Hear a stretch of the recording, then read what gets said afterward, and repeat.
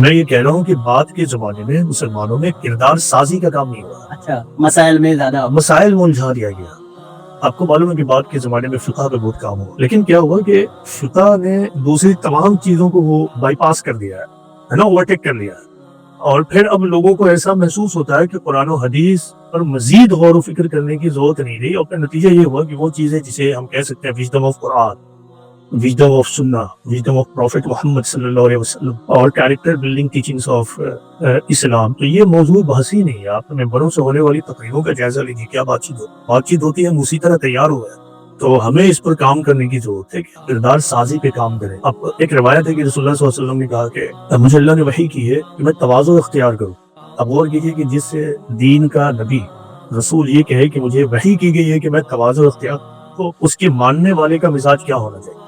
یہ تو پرائمری چیز پھر بن کے اس کے ماننے والوں کے لیے بھی کہ تواضع اور موڈسٹی اختیار کرنا ہماری پرائیورٹی میں ہونا چاہیے۔